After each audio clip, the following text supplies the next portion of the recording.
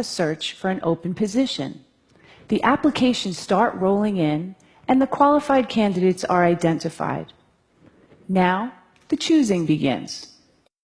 Person A, Ivy League, 4.0, flawless resume, great recommendations, all the right stuff.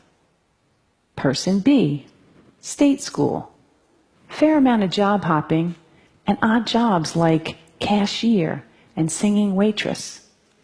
But remember, both are qualified. So I ask you, who are you going to pick? My colleagues and I created very official terms to describe two distinct categories of candidates. We call A the silver spoon, the one who clearly had advantages and was destined for success. And we call B the scrapper, the one who had to fight against tremendous odds to get to the same point. You just heard a human resources director refer to people as silver spoons and scrappers, which is not exactly politically correct and sounds a bit judgmental. But before my human resources certification gets revoked, let me explain. A resume tells a story, and over the years, I've learned something about people whose experiences read like a patchwork quilt that makes me stop and fully consider them before tossing their resumes away.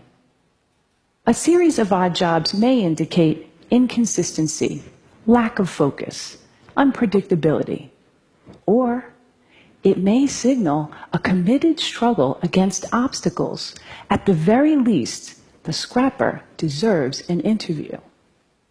To be clear, I don't hold anything against the silver spoon. Getting into and graduating from an elite university take a lot of hard work and sacrifice. But if your whole life has been engineered towards success, how will you handle the tough times?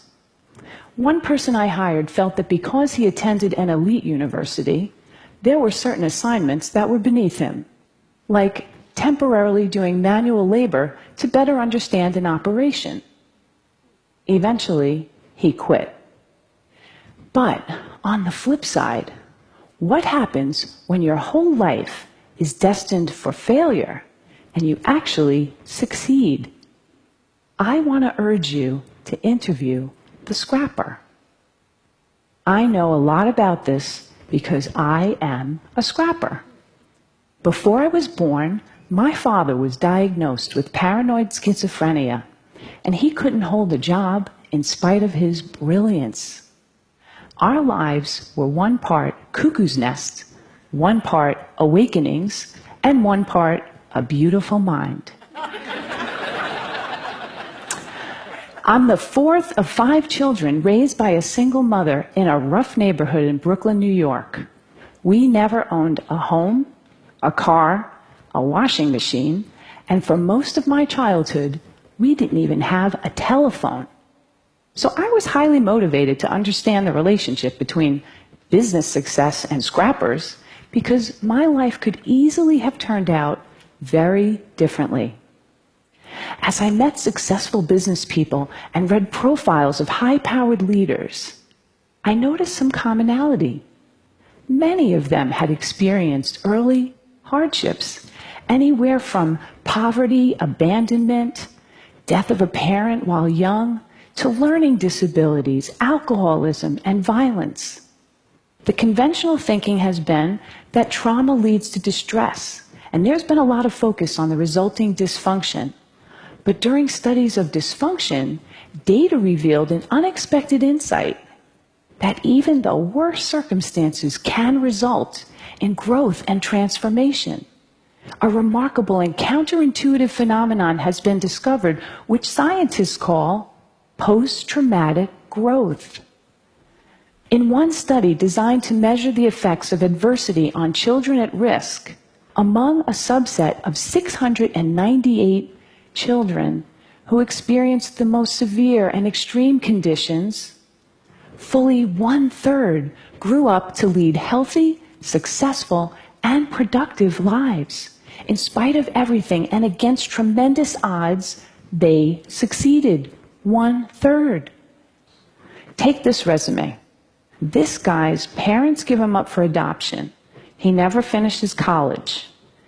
He job hops quite a bit, goes on a sojourn to India for a year, and to top it off, he has dyslexia. Would you hire this guy? His name is Steve Jobs.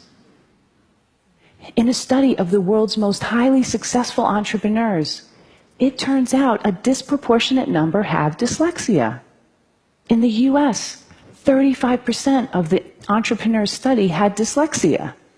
What's remarkable, among those entrepreneurs who experience post-traumatic growth, they now view their learning disability as a desirable difficulty, which provided them an advantage because they became better listeners and paid greater attention to detail.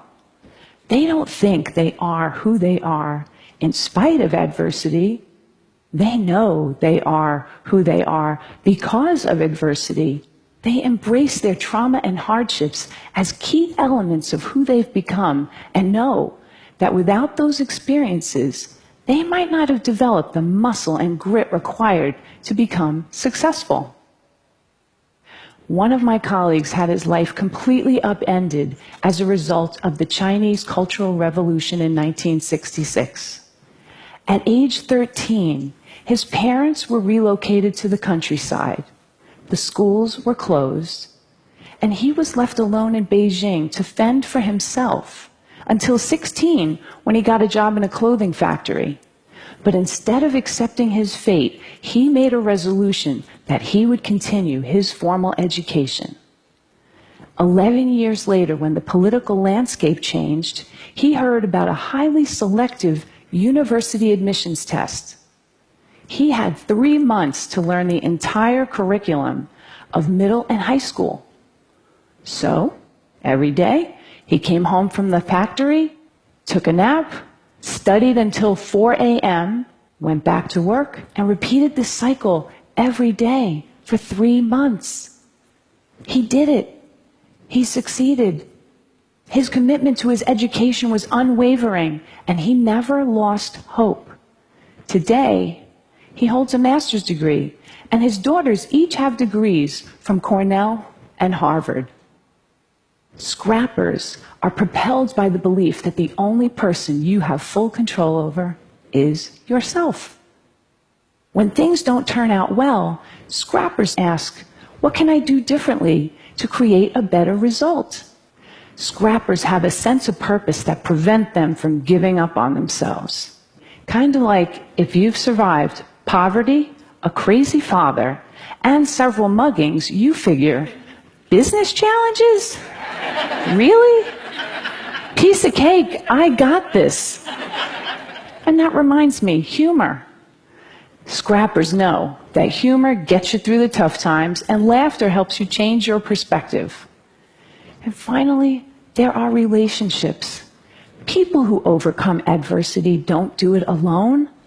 Somewhere along the way, they find people who bring out the best in them and who are invested in their success.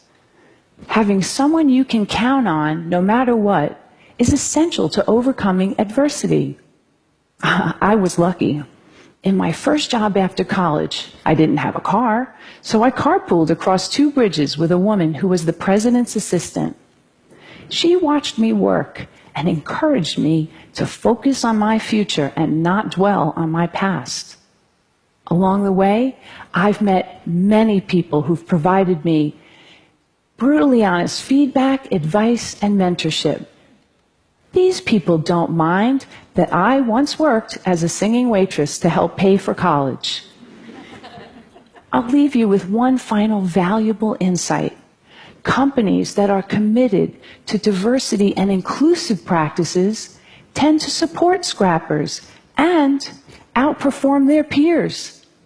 According to Diversity Inc., a study of their top 50 companies for diversity outperformed the S&P 500 by 25%. So, back to my original question. Who are you going to bet on? Silver spoon or scrapper? I say